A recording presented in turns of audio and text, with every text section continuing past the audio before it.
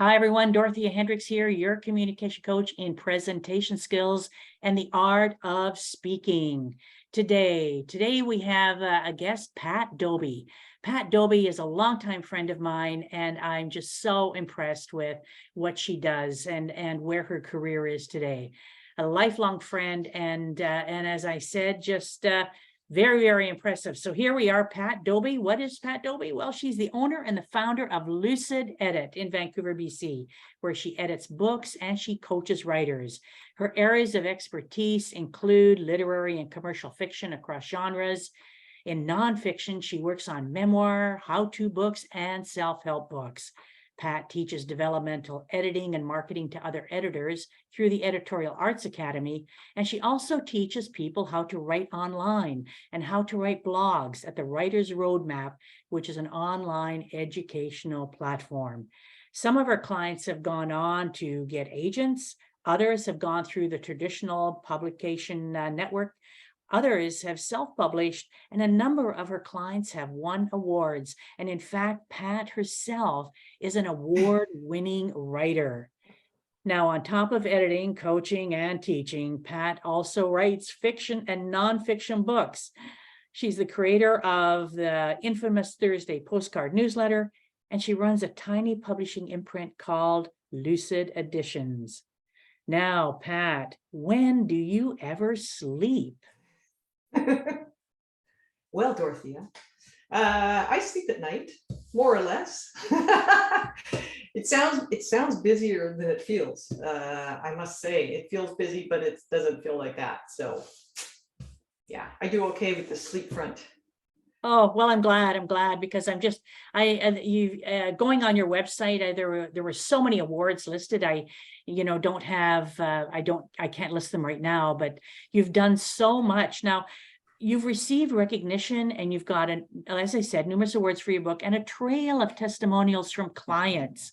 When did you first realize that, going back to right now, you write novels and you edit, but when did you first realize that you wanted to be a writer? I was a kid. I remember really enjoying my diary and thinking how funny I was when I reread it, and how good it was. I was explaining stuff, and I drew little diagrams in it, and I just really enjoyed the feeling of sort of describing my world to myself. So that I didn't know that writing was a job. I had a library card, and I went to the library and read books, but I didn't understand how writing worked. So. Oh, is that interesting? So you had this writing, it was a joy for you. Yeah. So you never really saw yourself at making a living at writing? When did that happen? Where you went one day, oh, I can make some money at this. I can make a living. Well, I just want to let you know that I think the average income for writers who write full time is $6,000 a year. So nobody really makes a living at writing. Most of them, unless they're, like Stephen King, but most writers will also teach or edit. So there are definitely people making a living at writing, and many of them are self-published and people I work with. But to really make a living, you have to do it all the time. And I do other stuff as well. So just wanted to correct that, for the audience. So sorry, what was the question? Well, the question was, when did I decide? Yeah. I just got it. Well, the impetus was that I entered a contest when I was 25. It was to write a novel in a long weekend. And to my shock, I won. And so that began it, where I thought, well, I didn't think that I could make a living off writing. It never occurred to me because I was already working, but it was more that I had this really interesting pursuit that I wanted to learn more about. And so I decided that this would be my hobby. So your hobby, and then was it the editing when you realized that you wanted to make this more than just a hobby that you moved into editing, which is now actually how you make a living along with it happened a little differently than that. It was that, so I wrote a novel every 4 years for about 20 years. So I had 5 bad novels, and then I got tired of writing bad novels. I cobbled together an education through night school and places like the Humber School for Writers, and I got little bursaries and so on here and there, but I was working full time. So I was definitely making room for it. But then I got tired making the same mistakes over and over again and not really understanding what was wrong, because it's very hard to get perspective on your own work, especially with fiction. So I took a master's degree in writing, and then I realized that I was good at giving feedback. I had a gift for helping writers understand what they had put on the page, how it was perceived by a reader. I'm a gifted reader, and so I didn't know that was a job at editing. I didn't realize editing books was a job until my brother's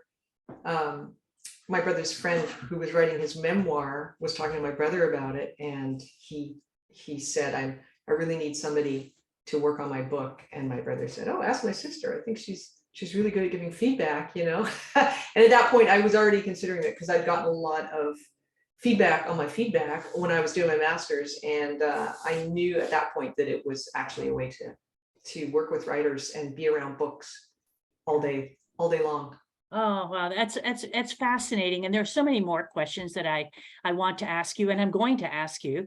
So for people who are watching right now, what I encourage you to do is go to my YouTube channel, Dorothea Hendricks, HENDRIKS.com, and listen to the rest of this interview with Pat Dobie, who is a writer. She coaches writers, and she's an editor editing books.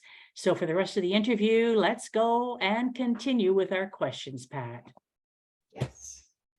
So, question for you. In terms of writing, sometimes people feel, well, I want to do it, but I don't have the confidence. And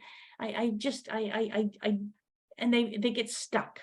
So how do you build up confidence in writing? How do you help people get unstuck when they're stuck? They want to, but they just can't move forward.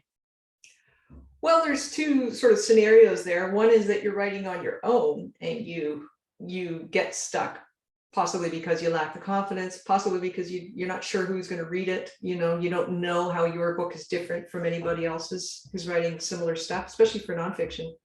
So in that scenario, the confidence comes from actually writing. It doesn't come the other way around. You don't put some confidence on like a business suit and then sit down and write a good book. You actually write a bad book first, then you write you improve that book until you're happy with it, and that whole process builds confidence. And then as far as when I coach writers, I think that when writers come to me for coaching, they have crossed a bit of a threshold already. They have said to themselves, I'm willing to invest time and energy and get some feedback on my stuff. A lot of writers call their writing their stuff. I'm getting some feedback on my stuff because I want to move forward. I want to like transcend my current skill set. And the best, most focused way to do that is through teaching, being taught. And the most effective teaching for writing is to get somebody who knows writing to read your stuff and give you specific feedback on it, and then help you, solve your problems on the page.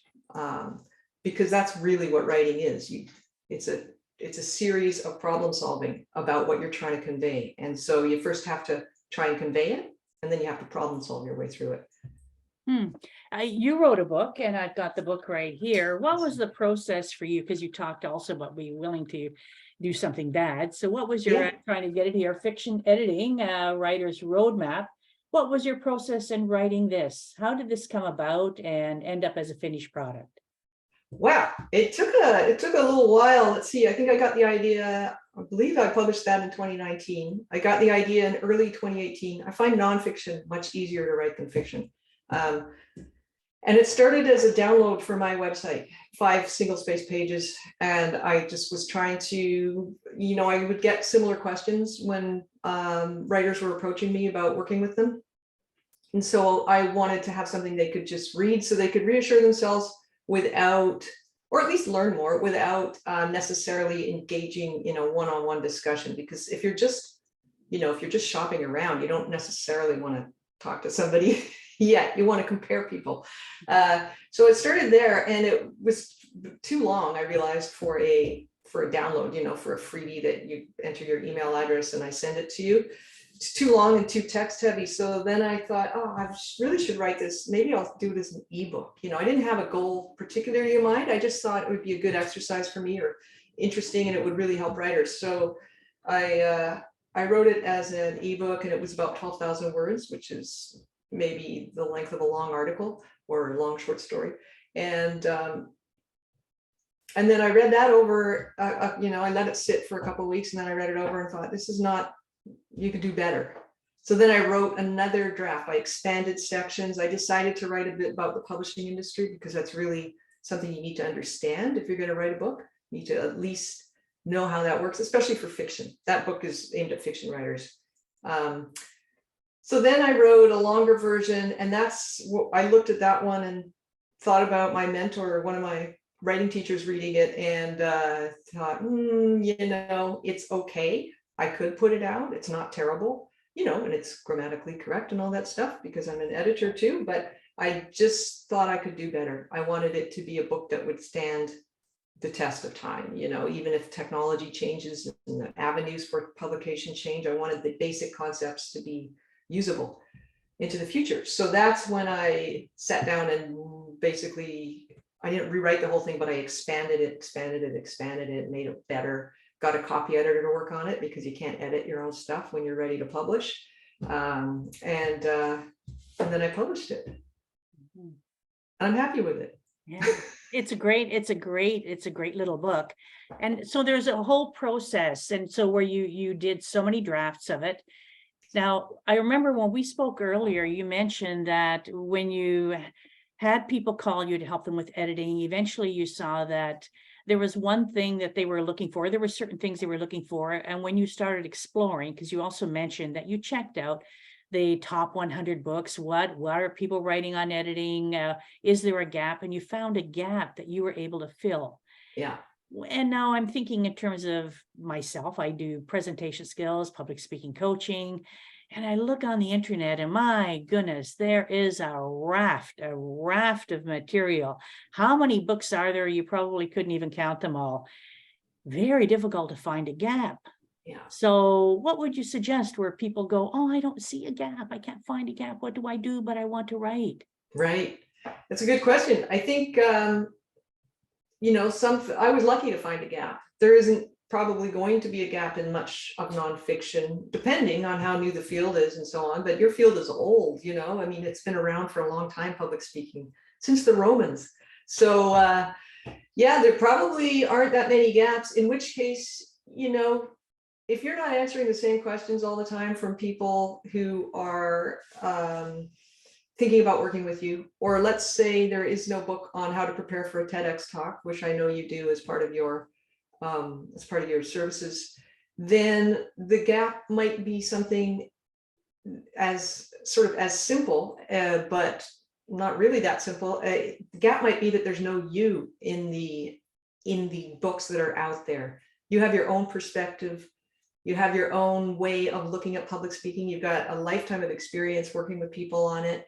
You have a particular approach to teaching people how to speak publicly, as I know, because I took your course. As part of the requirements for my MFA program was that I had to get comfortable, speaking. And so if you can't find a gap in terms of the content, then consider the gap to be that you're not in there. You're not part of the conversation. Your soul is not on the page out there for the right readers to find you. I like that. Put your soul on the page. Yeah. And that sounds cool. I like that. Soul on the page. And that of course is not the easiest thing to do, as much as we think, oh, we're putting our souls on the page, because it's a self-development process. Writing is a self-development process. You're only as good as the last book or the last article you've written. And speaking is the same. You're only as good as the last few words that have come out of your mouth in a presentation. Yeah. So it's the process of finding yourself. Yeah. In terms of where you are today, who or what has been the biggest influence for you? I have to say it's probably one of my mentors. So during my MFA program, Master of Fine Arts in Writing, which I did fairly late in life because I was just tired of writing bad novels.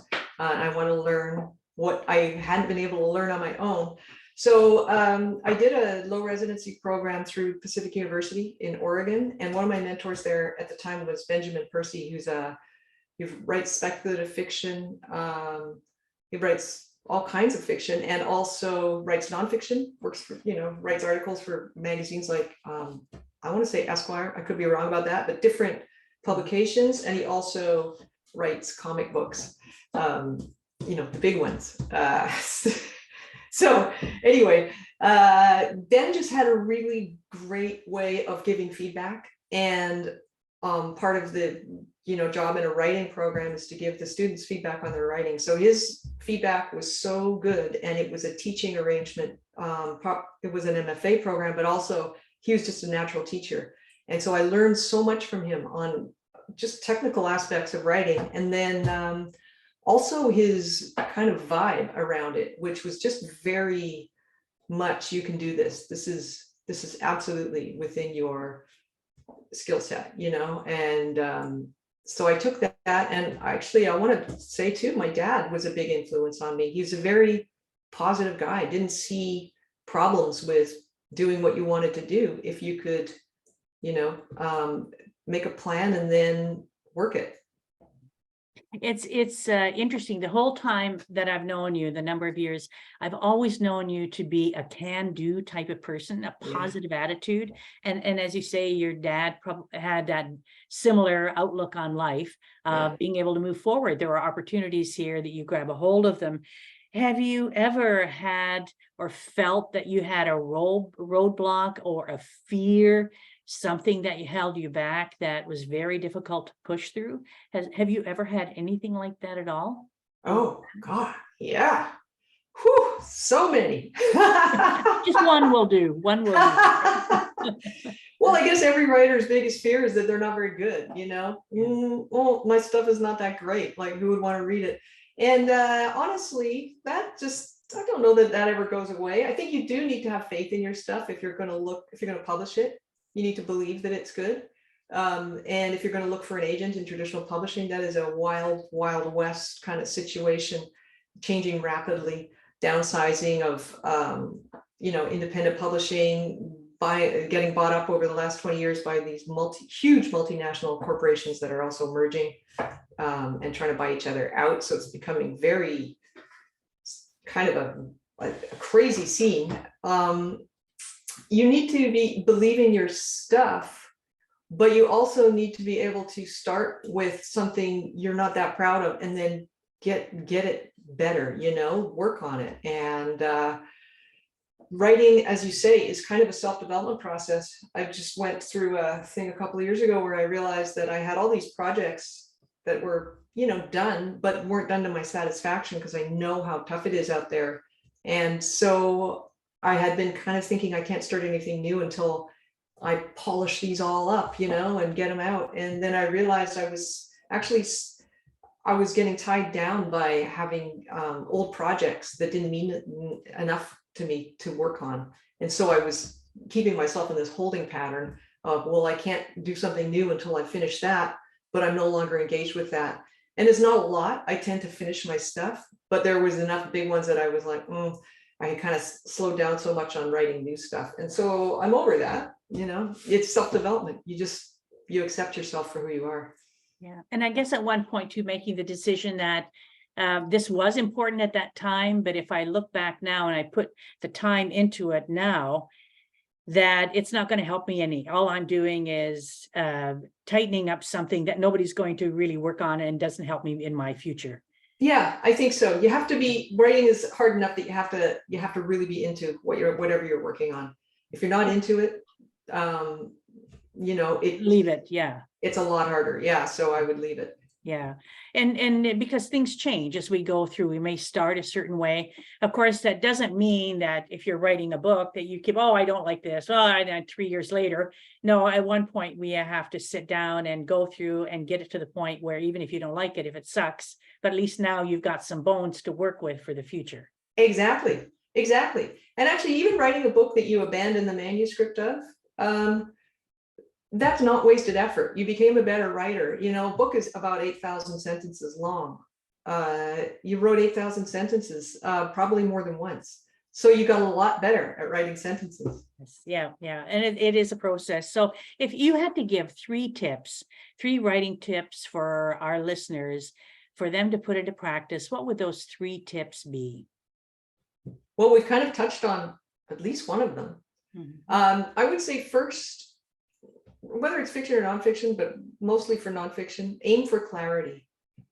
Don't worry about writing a beautiful sentence. Get your thoughts down on the page. Books are made up of thoughts that, you know, transmit as sentences, but the thought is more important first to get that down. And then the other one that we've touched on is let it suck. It doesn't have to be good. You know, perfectionism has stopped so many projects in their tracks. And the reality about writing is it's learned by doing. If you've never written a book before, you might have written, you know, say in your field, you might have written 1,000 speeches or talks, presentations, but that's not the same as writing a book. Similar, or calls on similar skills. But writing a book is different because it's only the page that the reader has. They don't have you know, your body sort of translating the words and giving other gestures and so on that impart meaning. So let it suck, because you can work on it. You can't work on nothing. If you never get the first word out, then you just have nothing to work on. So let it suck and expect iterations. You know, as with the book I wrote, it started as a download and ended up as, I'm not sure how long it is, maybe 50,000 words. Nonfiction could be, you know, shorter than fiction. So I don't even know how long it is, but it's it was an iterative process. If I hadn't done the first version, I couldn't have produced the final version.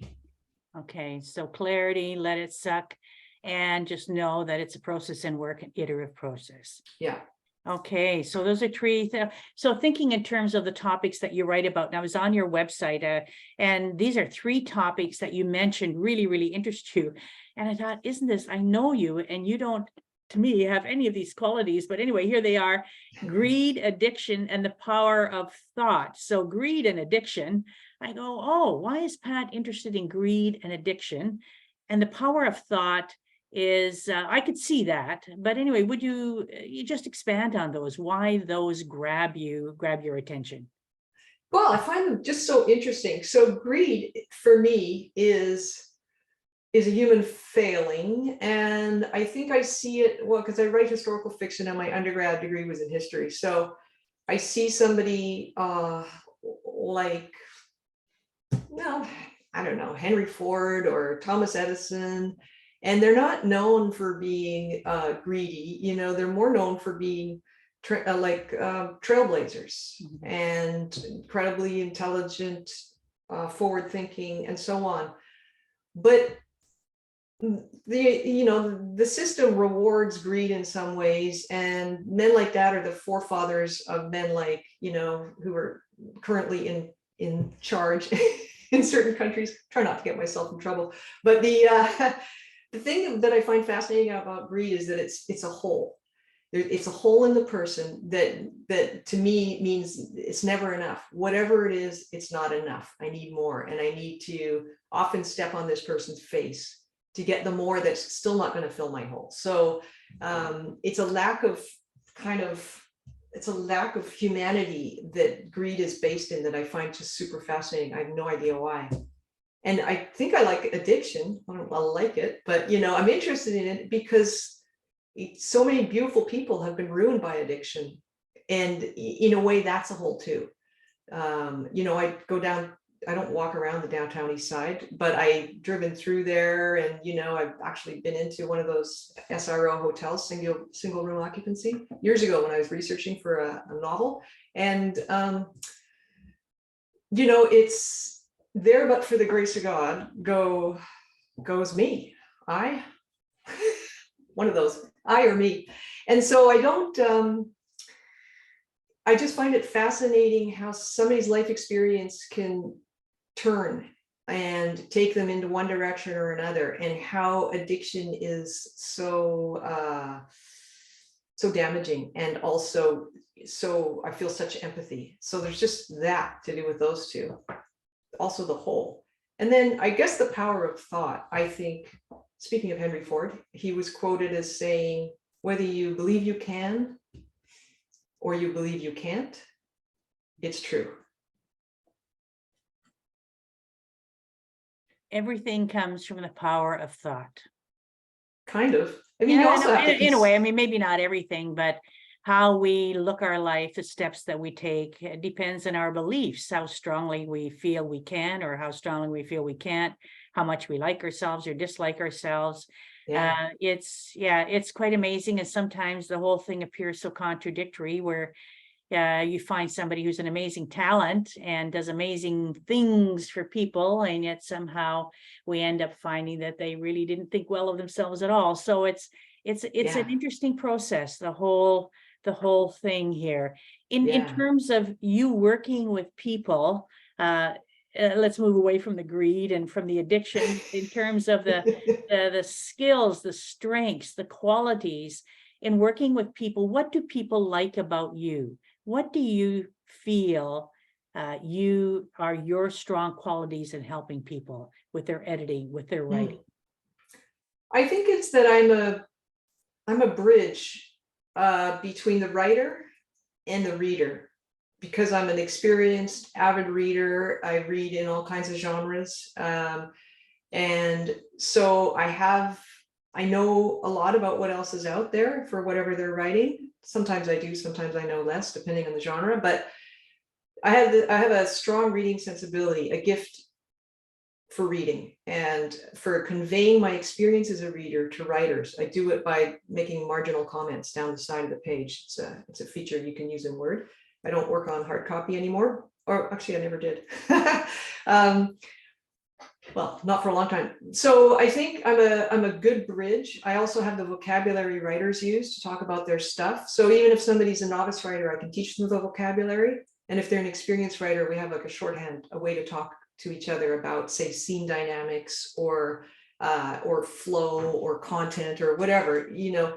So I have these sort of surface level gifts. And then the other thing I think that writers like about working with me is insight. I bring insight to their pages because I pay such focused attention that they might have written something that, you know, to them, they didn't see it necessarily as important. And I'll say, aha, here is the core idea of this chapter, if it's nonfiction.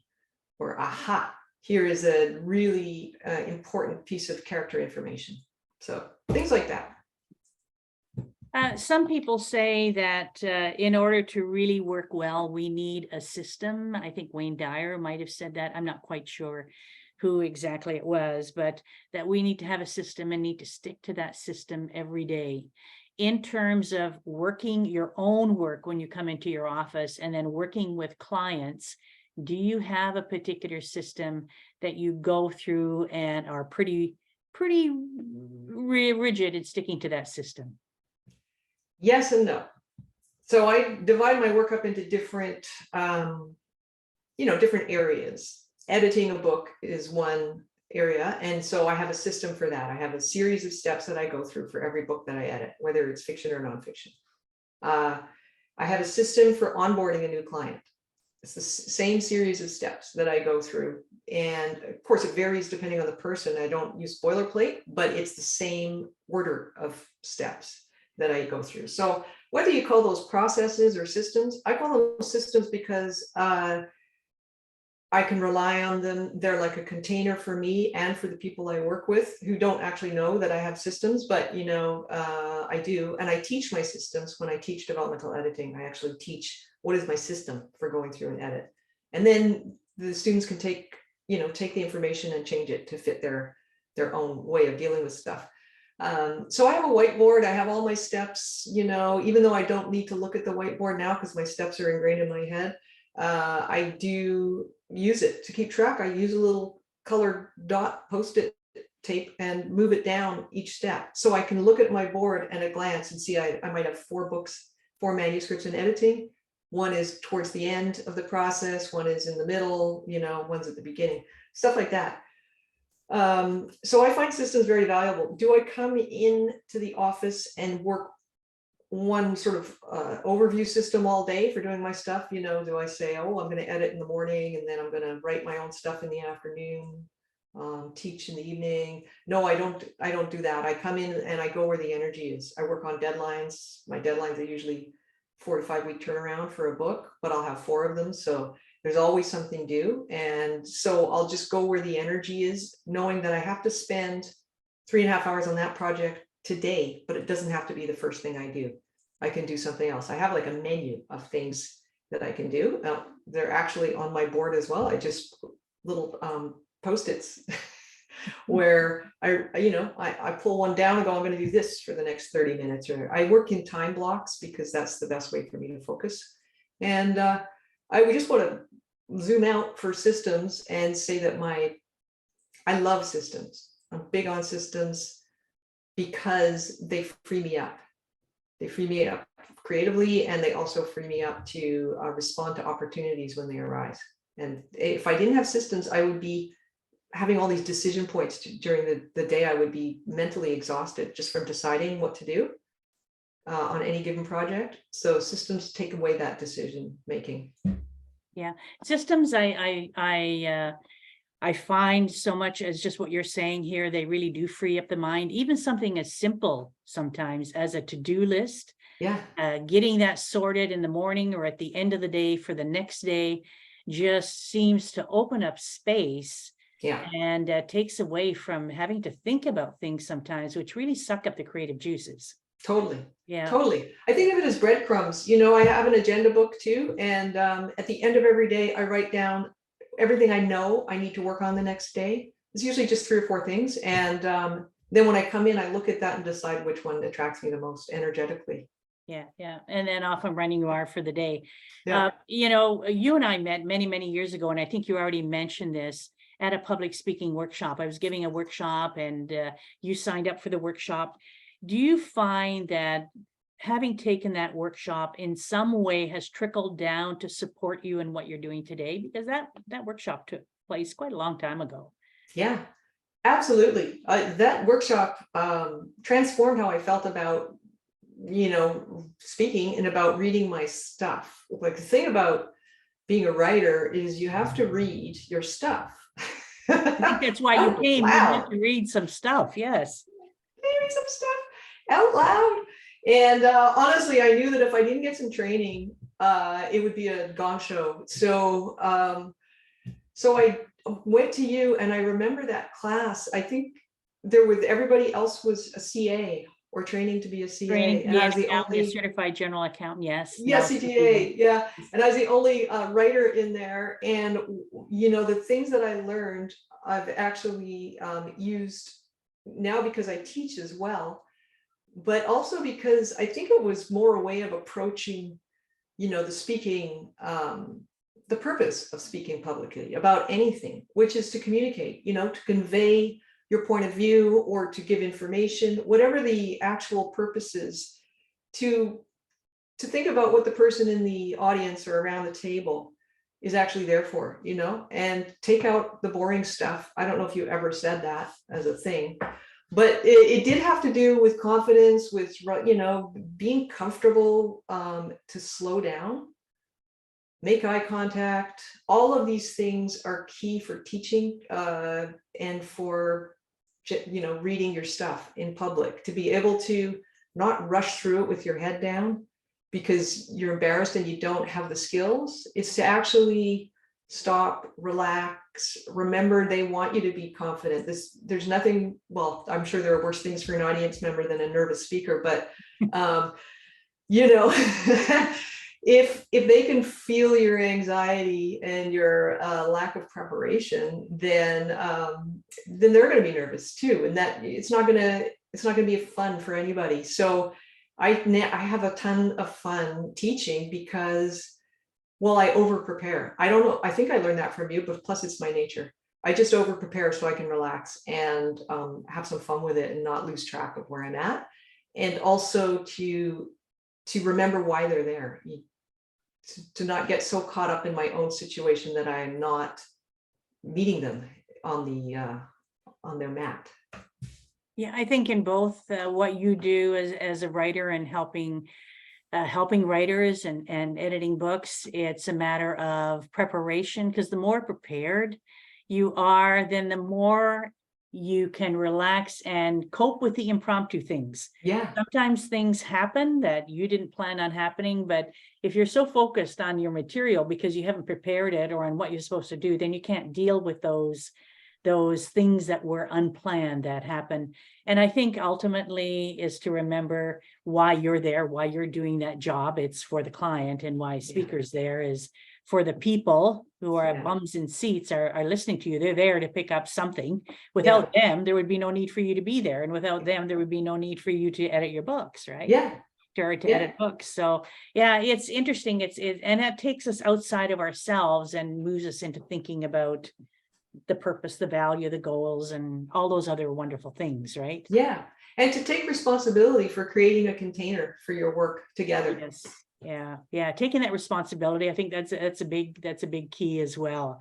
Yeah. If you had to give, well, not if you had to give, but before we wrap up here, for anyone looking to have, get some help with their writing or editing, one piece of advice, what would that one piece of advice? I know we talked about before what tips you would give, but that one kernel for anyone who's just on the edge thinking of writing and wants to take that first step, the very first thing that they should do. Ooh, boy, you asked the tough ones, Dorothea. The very first step that somebody who's thinking of writing should do is put your bum in the chair and write something.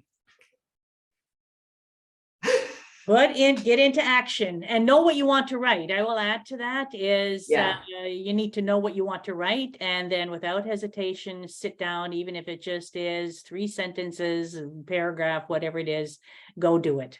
Just go do it. Okay. Yeah, and that sounds easy, but it's actually not that easy. There's this kind of, I've written a lot of words in my life, and I have to psych myself up sometimes. So there's ways to help yourself get that. I use this app called 750words.com or 750 the numbers. Yeah. And you just sit down and write some 750 words, and guarantee, sometimes when I can't get started on a blog post, I'll use that and guarantee there will be the germ of an idea in there.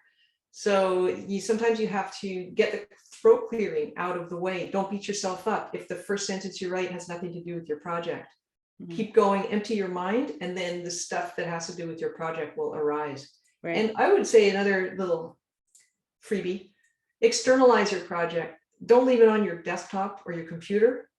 Actually have a little thing on the wall that reminds you that you're doing this thing, whatever that looks like. It doesn't matter what it is. It could be a little, little quote for yourself, or maybe a calendar where you get to move the little thing, or do a check off, whatever. But I would say make it external and give yourself kind of an end date. Say, I'm gonna try and get this first draft done in 300 days. And then you have to write a page a day. Yeah. So a little sticky note or whiteboard with things that are going around, done it today, done it to, so on and so on, so on. Whatever it takes, basically. And the 700, is that 750 words, like the number 750.com? Yeah. Okay, that's a great tip, because I think the idea, I know for myself, when I need to do a blog or I need to do a presentation, or sometimes somebody comes to me with a speech that we need to do some serious revamping. And you look at it and you go, oh, I think I'll leave that till tomorrow, which is really the wrong thing to do. No, you've got to work on it sometime today, right? Yeah. And choose that when the energy hits it. And sometimes I find for myself, I don't even have that energy. It's not that I don't have the energy. It's just that I just don't want to. And I know once I get into even the first few seconds of it, now I'm okay. But I just need to put myself into it and do it.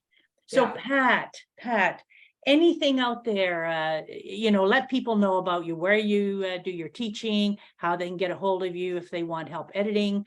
Just a couple of sentences here, or a couple of minutes, just to tell people more about yourself, anything that I haven't asked. Okay. Well, I think the thing I'm most excited about right now is a writersroadmap.com. So that's the address of this thing I started a couple of years ago. And it's if you want a bunch of gratuitous advice about writing, Read the blog, check it out. I just really find it fun. I put down everything that I can think of that might be interesting. And I would love it to get more subscribers to my newsletter, because that's a bit of a goal of mine. I don't have an end game in mind exactly, but I've been. And what is your newsletter called again? It's called the Thursday Postcard. And where would they find the Thursday Postcard? They can sign up on a writersroadmap.com. That's where the link is. Okay. Or actually at Lucid Edit too, my business website, lucidedit.com. They can reach me there.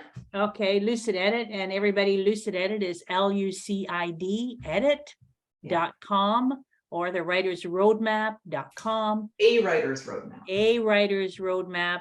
Or what you can do if you want to, just I would say keyboard in Pat Dobie, DOBIE. I haven't looked for myself on Google. Am I there? Oh, you are there. Now, it probably will bring up your website or something about A Writer's Roadmap or the Thursday Postcard. We'll see. Yeah. They're all linked. So if you come on one of I have 4 websites because of Lucid Editions. I have like a clearinghouse, patdobie.com, and then I have Lucid Edit and a Writer's Roadmap. My baby right now is a Writer's Roadmap. I love working with writers. So if you have a manuscript and you're looking for feedback, or you need some help, or you just want to sample edit, those are free, no obligation. And it shows you how you might get treated by an editor. Then feel free to look me up on Lucid Edit as well. But even if you're just starting out on a project, you don't want any feedback right now, I would say if you read a Writer's Roadmap blog posts or subscribe to the newsletter, you'll get a bunch of current information in a short time period, and then you can figure out where your gaps are in what you need to know about writing and as much of the publishing industry as you care to learn. And then you can start filling in those gaps so you're really prepared when you have a manuscript. Okay, all right. Thanks so much, Pat. And really, for anyone, Pat is an amazing resource. She has a great attitude. She knows what she's talking about. She's had years and years of experience. She's gone through the drafts of writing, creating, getting that thing that sucks and bringing it up to a platform, because she's won awards. So she's come, there's a saying, a long way, baby. She certainly has done that. So Pat Dobie, lucidedit.com. Thanks so much, Pat, for being with me and being with everybody, sharing information with us, and wishing you and everybody out there mountains of success. Thank you, Dorothea.